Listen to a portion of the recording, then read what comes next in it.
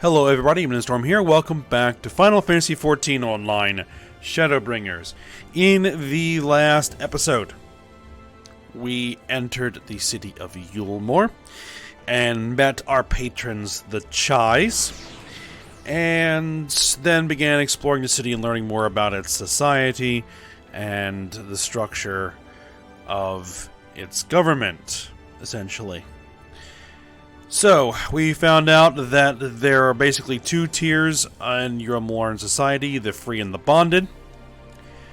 The free, quote-unquote free, are required upon entering the city to yield up all of their possessions, land, wealth, anything they have, to Lord Vauthry, the ruler of the city,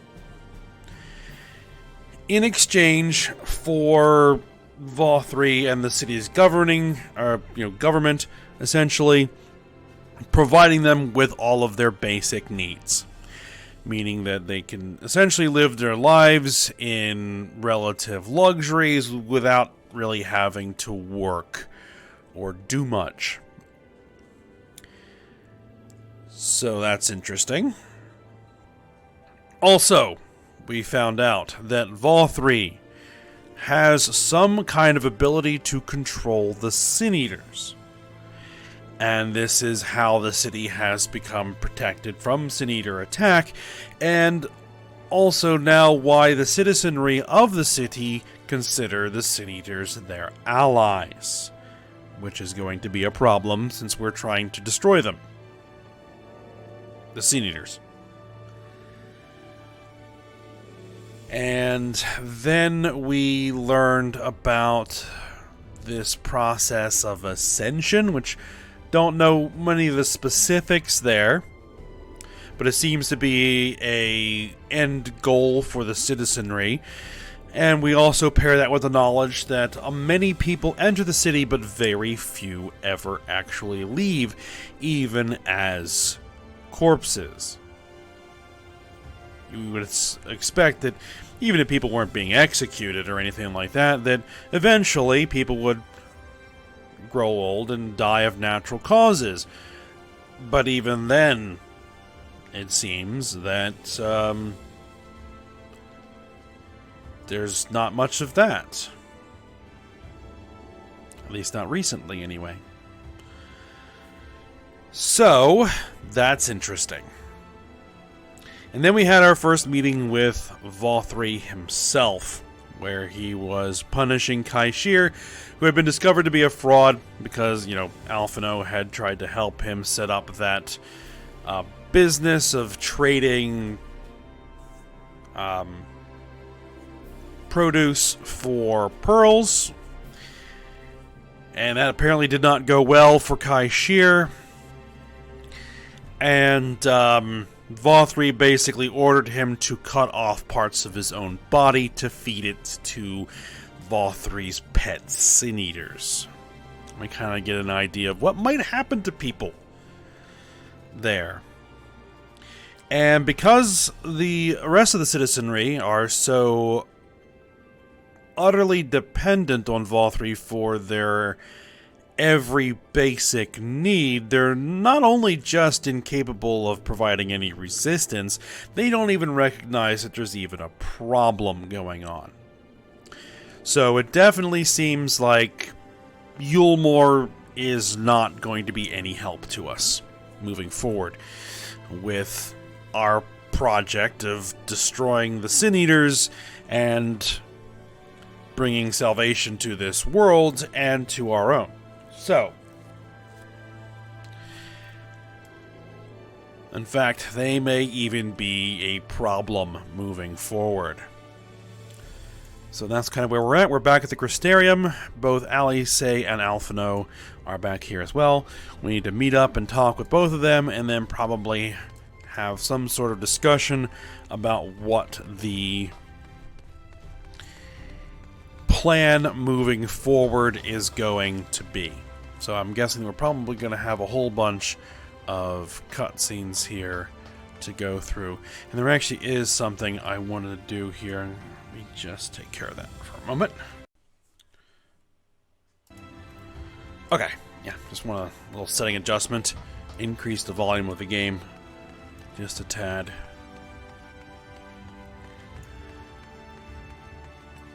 Alright, so we need to talk to the gatekeep here to head into the ocular.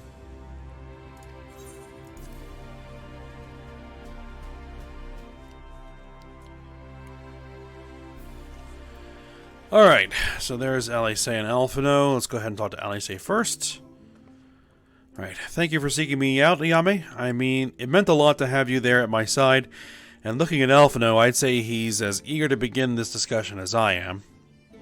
I say we lay our experiences before the Exarch and step back to see what kind of picture they make. Then we can decide where to go from here. Alright, there we go. And then Alphino. It's good to be back amongst friends, not to mention my dear sister. I have not seen her for some time, but I gather she is as keen to press on with our plans as I am. And you've seen quite a lot of the first yourself now, more than enough to appreciate the scale of the obstacles we face. Let us lay our discoveries before the Exarch and discuss what must be done. Yep, that's the plan. Alright, Exarch. What are we up to next?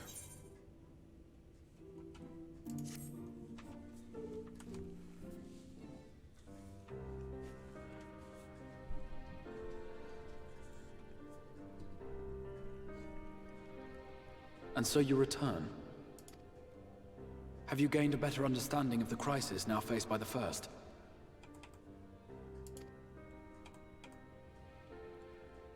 Better is not the word I would use. Some lands may have been spared the flood, but the survivors live only to suffer. There seems no end to the horrors inflicted by the Sin Eaters. Indeed. Those abominations are a calamity in their own right. And I can well imagine how hopeless the task of eradicating them must seem to you. But after countless battles and untold sacrifice, we have identified a potential weakness. Sin Eaters are drawn to serve the strongest of their kind, a class of creature we call Light Wardens. And from what we have been able to ascertain, only a handful of these entities exist.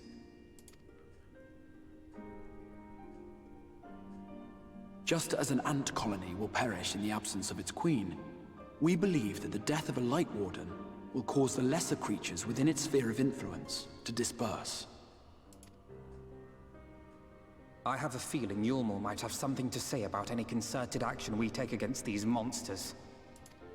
Vorthra's command over the Sin Eaters is integral to Yulmoran society. In seeming to guarantee his people's safety, it guarantees their obedience. He will not take kindly to us depriving him of such useful allies. Agreed. Thus we will need to occupy or otherwise divert his forces whilst we proceed with the business of eliminating the Wardens. Until we have done so, all other considerations must be set aside if we are to forestall the 8th Umbral Calamity.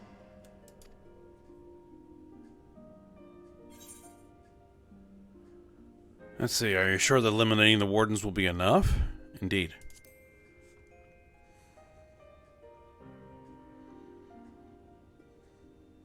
Your uncertainty is understandable, given the circumstances. Perhaps a more detailed explanation is in order. To begin at the beginning, then.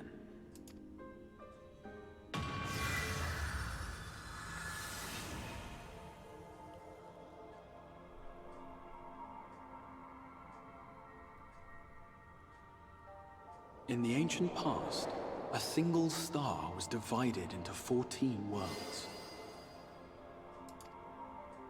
This is the source, your home. These others are the 13 shards, in whose number we find the first. Though physically separate, they retain a connection to each other, and with the source especially. Now, let us assume that a given element in one of the shards attains abnormal ascendancy. Just as water will flow from the highest point to the lowest, the excess energy will begin trickling into the source.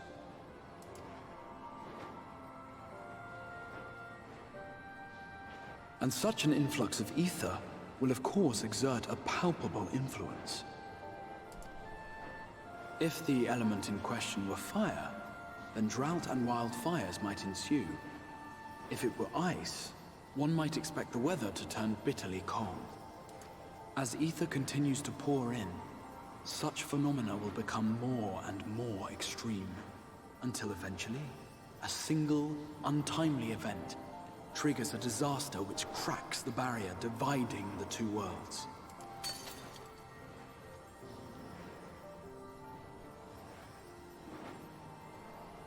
What was once a trickle now becomes a deluge, sweeping the shard along to be rejoined with the source. At the same time, the element which held sway in the shard is unleashed in full, its energies amplifying the original disaster to truly catastrophic proportions. An earthquake thus magnified might strike with enough force to shatter continents. A tidal wave might swell to a size capable of drowning entire nations. These devastating events are what we refer to as umbral calamities.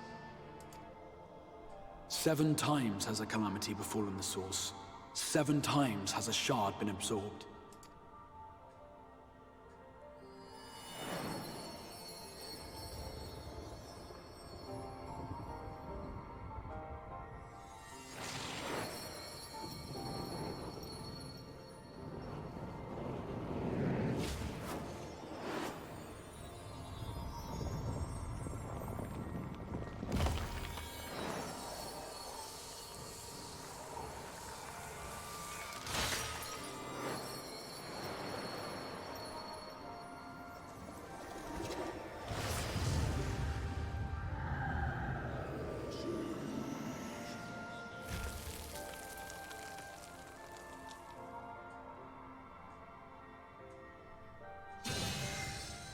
At present, the light-drowned realm of the First stands perilously close to meeting the conditions for a rejoining. It is the Sin Eaters who are to blame for the Light's continued dominance. In addition to attracting their lesser kin, the Light Wardens I mentioned earlier radiate ether, saturating every corner of their territory with light. Even here in the flood-spared region of Norvrant, their influence is strong enough to banish night from the sky.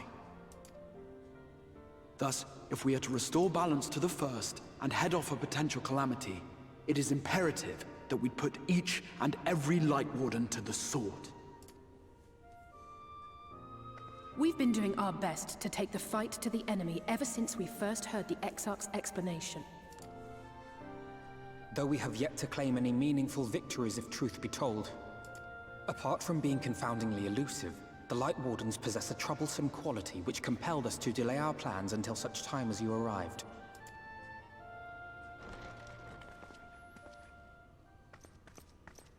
Forgive the interruption, my lord, but Hallminster Switch is requesting reinforcements. They say the Sin Eaters are attacking in force, and the village could soon be overrun.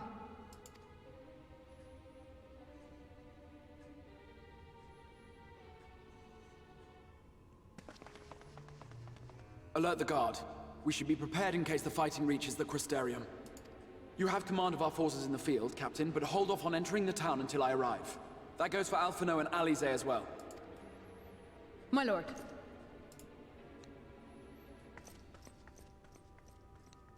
Pray, lend us your strength. Such a fight will provide you with far greater insight than any explanation I could offer.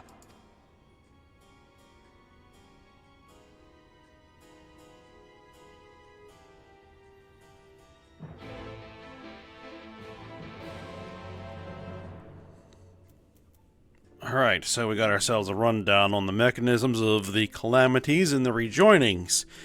At least in a basic sense, anyway.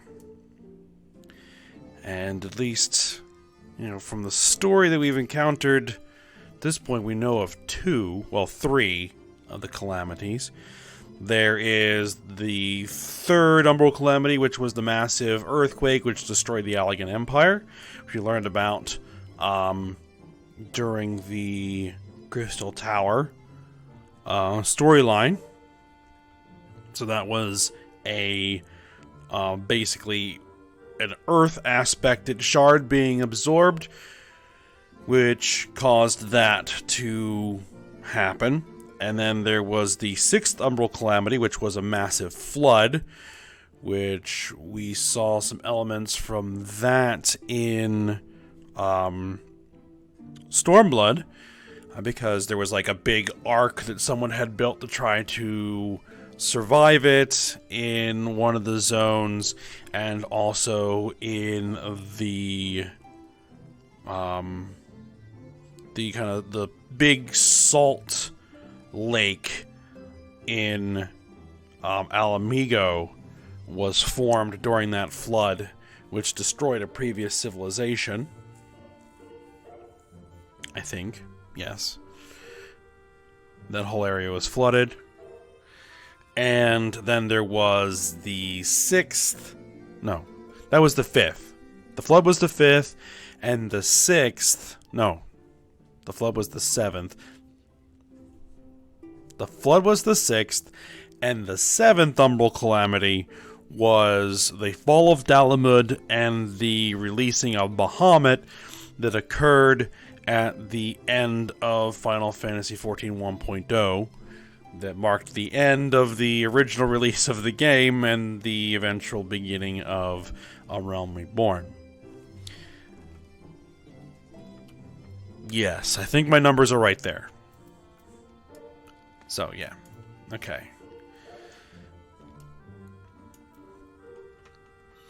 So we're trying to prevent the 8th, which... I don't think we've gotten the full explanation of exactly how the 8th is supposed to happen. So we haven't talked to Eorzea yet and gotten the full rundown of what his vision was. Alright, so let's go ahead and talk to the Exarch. Holminster Switch is in the north of Lakeland, so we had best make haste with our preparations. In fact, meet me outside the Crystarium at the crossroads northwest of the Ascensor Gate, and I shall lead you there myself.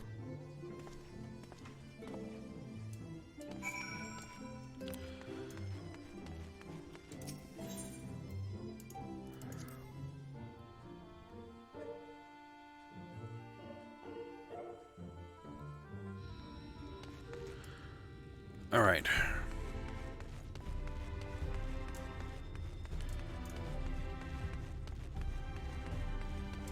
So we can take the shard to the gate,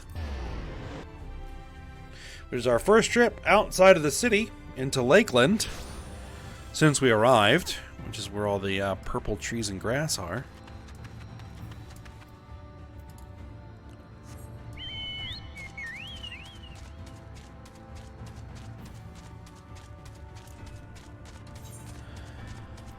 Alright, there is a Aetheroid out here. We may stop there first.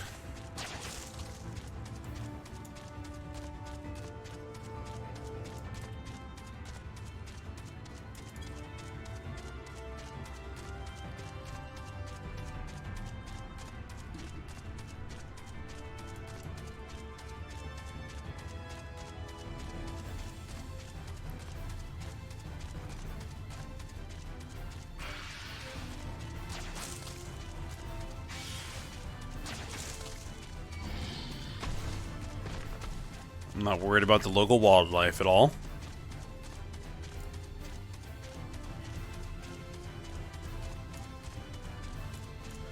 Alright, there's the Crystal Exarch.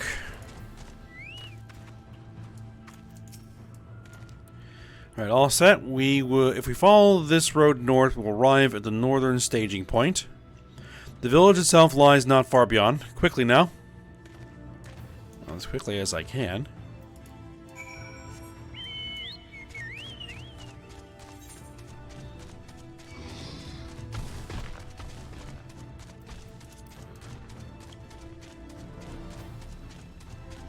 And I'm going to go ahead and stop off a fort job here.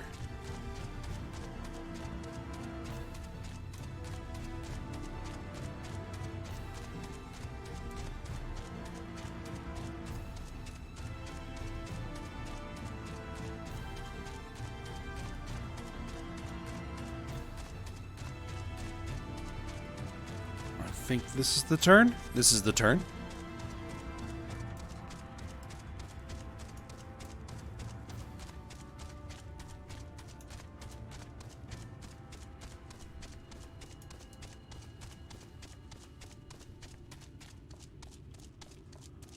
I see some swirling.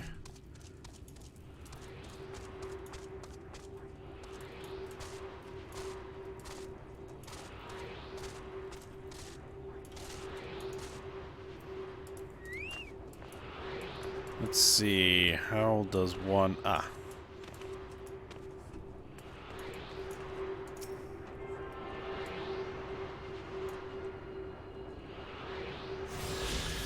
Alright, there we go. Grab that. Do I need a merchant mender? No, I don't.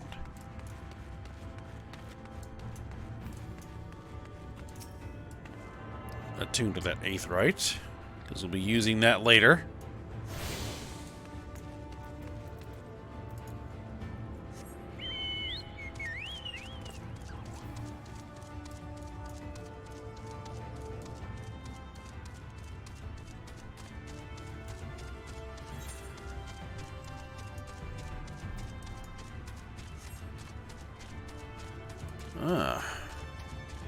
Those are hunt targets. I'll have to remember that.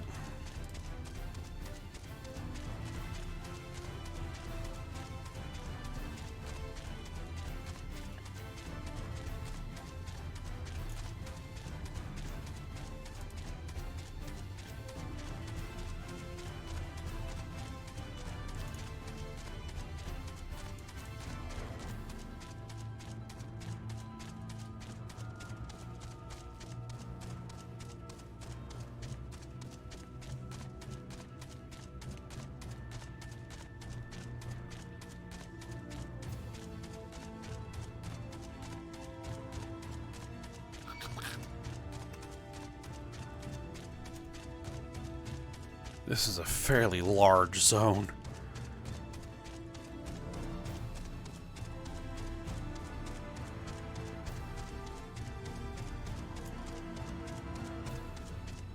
Alright, here's the northern staging point.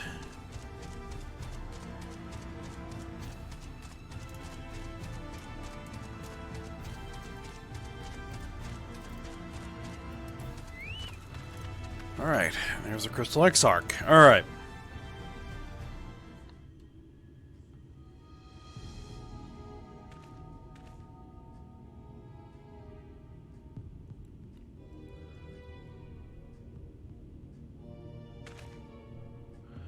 Holminster Switch is past these gates and through the woods. 'Tis not exactly a near neighbor to the Crystarium, but as we occupy the same region, we have built up something of a cooperative relationship. What can we expect inside, Captain? The town is beset by a swarm unlike any we have seen in recent years. We did our best to evacuate the villagers, but as many as half remain. Judging by the number of eaters present, we have a good reason to believe that a light warden leads the attack. How convenient. It seems we'll have our chance to slay a warden sooner than expected. One does not simply slay a warden. Has no one told you what happens if you defeat one of those fiends? They hold more light inside them than all of their underlings put together. It can be struck down, aye, but its essence won't dissipate like the weaker kind. Vile ether will billow outwards and envelop the nearest living being, a reckless young swordsman perhaps, and turn her into a brand new warden. Well, you can leave that particular quandary to us. I must ask that the guard stand down and allow us to engage this leader of eaters alone. Concentrate on the survivors. We must save every life we can. But what if...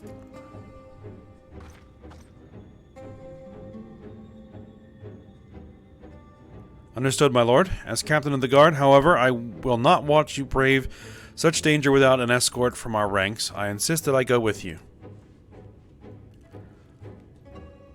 Very well. Then our warden slaying party shall include myself, the Leveilleurs, Captain Lena, and last but not least... us. Yes. A formidable group indeed. Into Holminster we go. Once we reach the Light Warden, do not hold back. We strike to kill.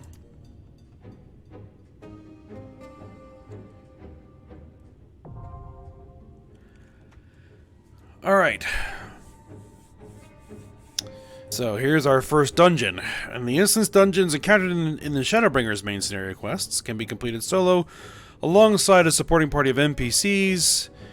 To make use of this feature, simply speak with one of your NPC companions near the entrance of the instance and select the option to form a party. When forming a party, you'll need to follow the same role restrictions imposed when using the Duty Finder. Alternatively, you can find party members via the Duty Finder as usual and complete the instance with fellow players instead. What I'll probably be doing is using the NPCs for this particular expansion because it just saves a bunch of time.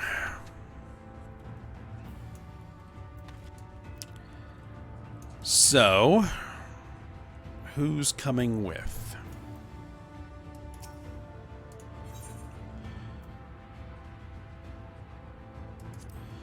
And do I actually have time to run this dungeon right now? I did not think this was coming up this quick. I thought there were a few more cutscenes leading up to this. So I wasn't quite prepared to go in just yet. So I might have to cut this a bit short today. And maybe run a longer episode next time.